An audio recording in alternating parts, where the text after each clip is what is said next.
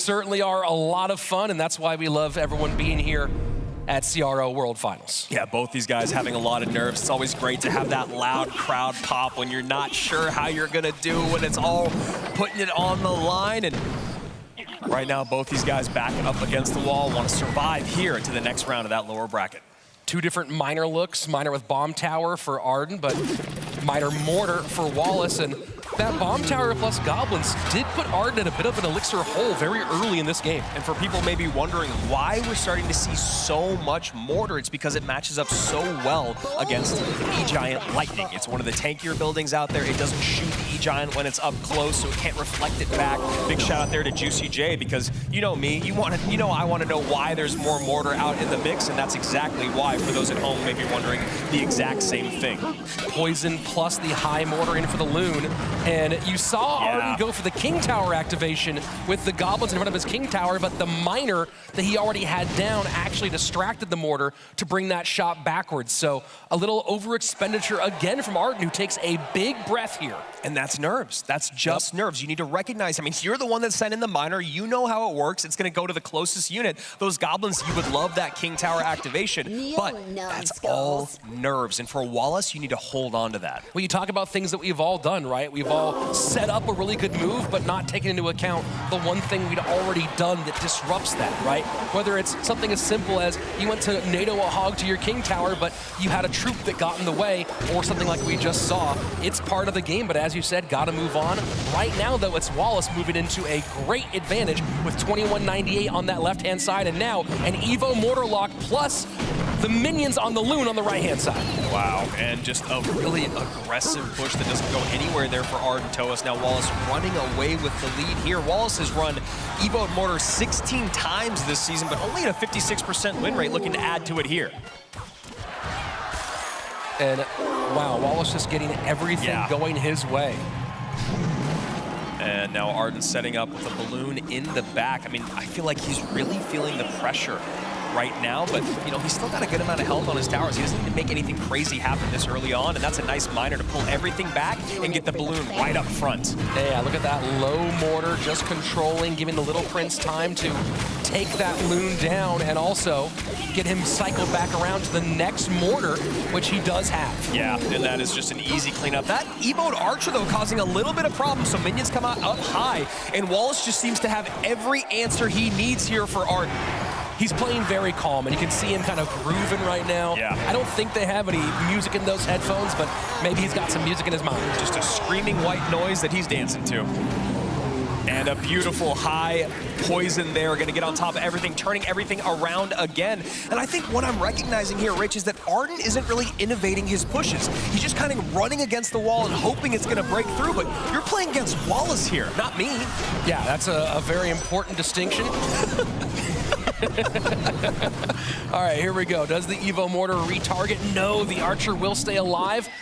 But again, the bomb tower up here, that's a pretty hefty expenditure. But when you look at what Arden has available, there's not much he can spend differently to control that mortar and not waste elixir on pretty much a dead job. Yeah, and there you see here, Wallace just goes, okay, you're gonna start setting up a push to the left. I'm gonna set up my mortar here. But the thing is he's got those skellies, he's got, the Ice Spirit, that Little Prince, and those minions, and he's gonna be able to cycle back around to another mortar. So, and another poison. And there's the poison.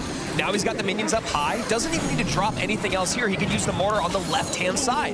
And here he goes, back to another mortar, but I do like the prediction play he made against those evolved archers. We talked about that. Players getting, do we seem like we're, oh boy, arrows in, Ice Spirit to hold, Snowball comes down against the goblins. Will the Loon connect? And the Loon gets a huge drop, and just like that, we've got a game on our hands, folks. Archer gets a shot as well. Monk can use his ability, and this is absolutely massive. Balloon is in up high, does get picked up by the Little Prince, and mortar comes down, but Wallace starting to make a lot of mistakes. Miner into the back, Ice Spirit to catch, and then the Goblin. Snowball, though, to clear. The Miner does not get much out of it. Miner opposite direction. Look at that left tower, Rich. Oh boy, Goblins in front, 20 seconds left, 865, 750. Evo Archers plus Monk up high, poison out of cycle now. Miner gonna go in here for Arden and Wallace.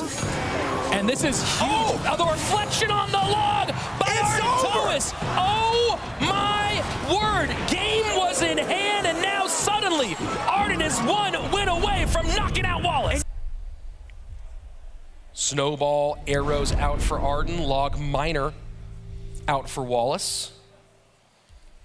Miner, of course, also out for both of those, as well as Poison for Wallace. Maybe it's his turn to go Loon or Ram Rider.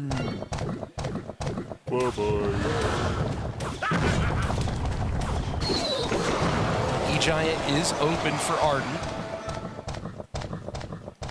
And Wallace just sitting back, waiting to see Lumberjack. Lumberjack has been paired with Ram Rider the most in this competition, but could also be Balloon now that we're seeing Bowler. Wallace has been enjoying playing bridge spam variations, and now it's RG Bowler Ghost for Arden. Is the Lumberjack in that deck that you were talking about earlier? Oh, never mind. Now we know exactly where it is. We're going to the skies.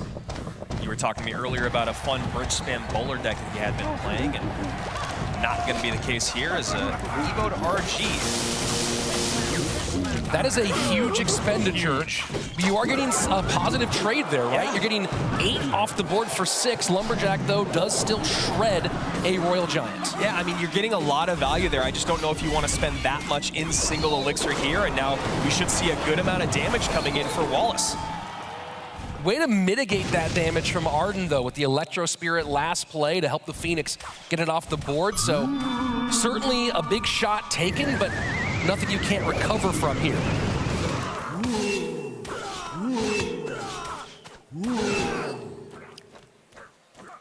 Lightning does have some good targets, especially that Electro Dragon, as we've already seen. And a very aggressive Royal Giant evoed at the bridge, and no NATO in cycle, so gonna have to use a freeze instead. And you know, Wallace pretty happy with that.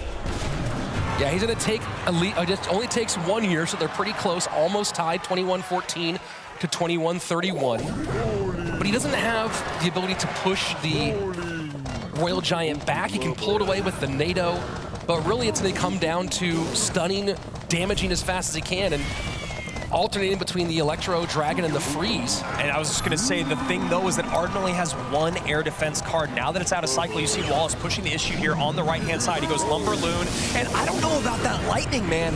I mean, he should be able to get back around to the Phoenix. There it is, but the Freeze, exactly, the Freeze is in, and that is massive damage for Wallace. Lot to deal with on the left-hand side, though, as Wallace does face a Bowler, a Ghost, and a Phoenix. Ghost goes invisible. Wow. Electro Dragon gonna get lightninged off, and look at this lead that Arden's about to take as we go into sudden death. And nothing to support this Phoenix on the right-hand side, no, but does get a little bit of chip damage in. 839, 1497. Ardentoas back in the driver's seat. Just the massive blows being delivered back and forth, and that's what these two decks do. These are not decks that dink and dunk and get little bits of damage here and there.